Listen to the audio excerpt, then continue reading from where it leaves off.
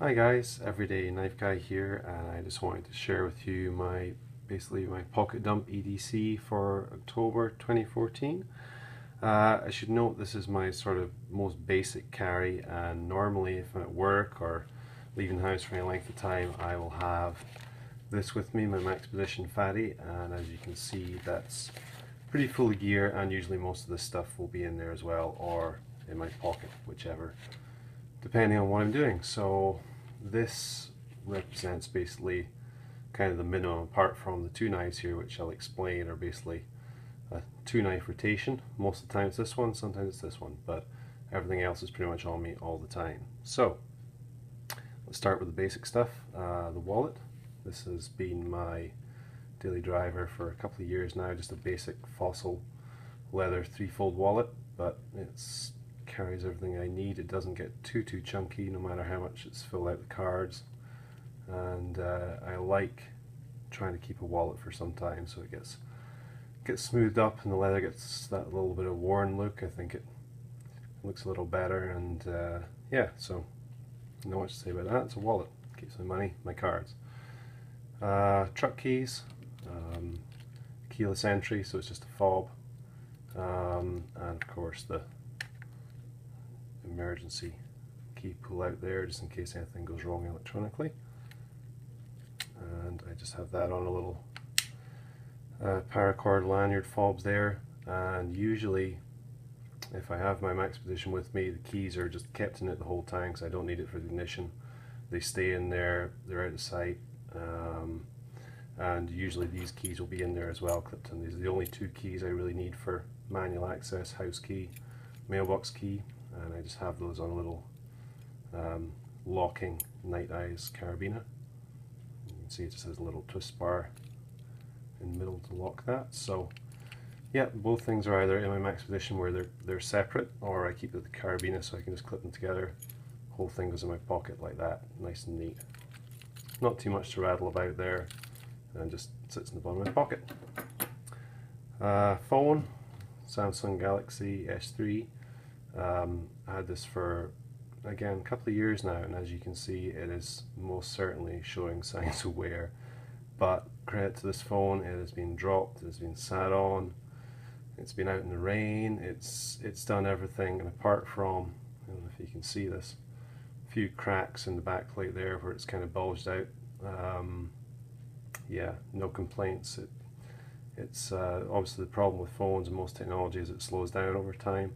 Very little lag in this, even though I've been using it for a couple of years. It's really pretty good considering I use it heavily. The actual cracks around here are, you can see inside, as well as the aftermarket battery, which is slightly thicker than the factory one. I have this metal plate in here because I actually have a magnetic mount in the truck for just snap this onto when I get in. So I might do a review on that mount in the future because it is just, it's awesome. It's the best thing I've used for mounting a phone ever. And as you can see, it's pretty simple just to snap that back together. And yeah, I have a number of batteries. I change them out. I usually carry one with me, and again in the Max Position or in the truck, whatever. So yep, phone. Everyone's seen one of those. Paracord bracelet. Sometimes wear this, sometimes it's in the pouch and it's just a way of carrying some paracord, of course.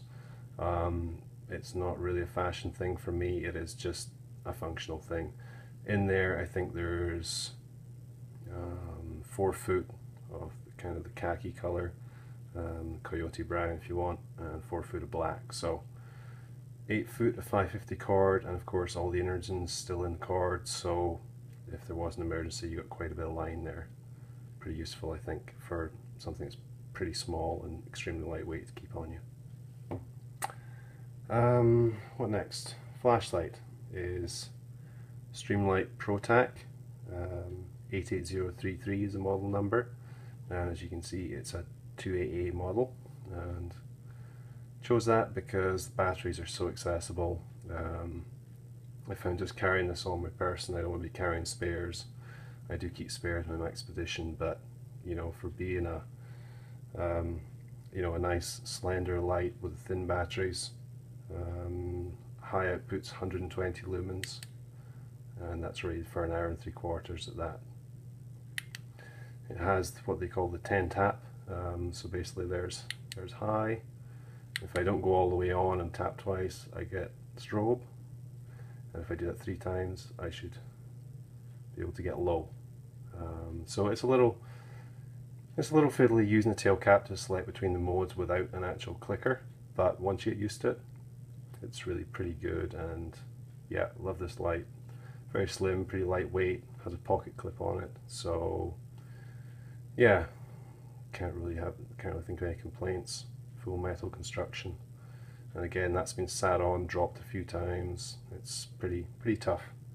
I don't know if you can see in there, it's got a single C4 Cree LED, so yeah, not a whole lot to go wrong with this, and I'll keep using it till it dies, I guess. Lastly, knives. So as I said, most of the time I have this Benchmade Griptillian 555, the Mini Griptillian that is, with the sheep's foot blade on it. I'm a sucker for a thumb hole opener. I just love that method more than anything. Really great little knife. Not as sharp as it could be at the moment, but yeah, great for all sorts of cutting tasks.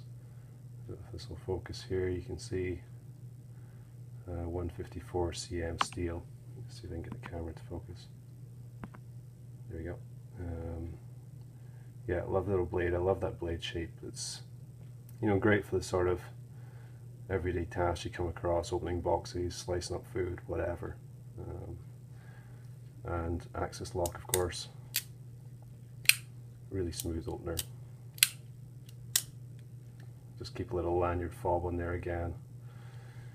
Use a pocket clip most of the time. You can probably see there's a bit of wear on the edges there, but if I do drop it in my pocket, just keep that on it, and just it's easy to pull out. So, and it's quite a short little knife. I have medium-sized hands, I would say, so if you're holding it in that kind of grip, it does add a little bit extra leverage there, I guess, for you know, more cutting force. So keep that on there, and as I say, that's in my pocket most of the time. Focus back down on here. This is my alternate, Ken Onion Design CRKT Ripple. This is the cheaper aluminum version. The model on this is the K415 KXP. Great little knife, really thin, which is, you know, great for ADC. Drop this down in my pocket, and again use a lanyard fob to pull it out, and you don't even notice it's there. You can see even the pocket clip's pretty low profile, so I just leave it on there. Sometimes I use it, sometimes I don't. Right down to the blade. I mean, look at that lovely thin blade. Really great slicer. Not the best steel, HCR 14 MOV, but for the money, about 40 bucks, it's just great little knife. And nice to use a flipper now and again, just for a bit of variety.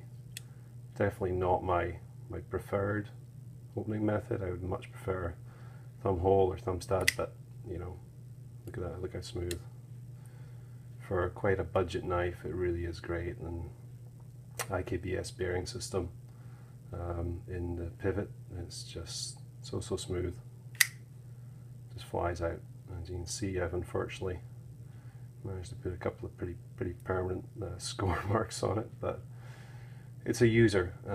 It's in my pocket and it's pulled out whenever there's something to do, so you know, what more can you expect? And of course the ripple comes with this kind of worn, rubbed off effect on the scales, which normally isn't my style. I like things to look pretty clean and clinical if possible, but the kind of pocket worn effect you have on there is, I find, pretty pleasing. And as I say, the profile, long thin knife, very thin for the pocket, 2.5 ounces, plus, you know, fraction of an ounce for that. Can't beat that for EDC.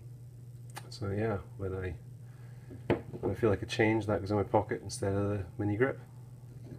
So there you have it, guys. That's pretty much it. That's what's on me all the time, and I will do another video soon, probably detailing what's in the Max Expedition Fatty that I carry.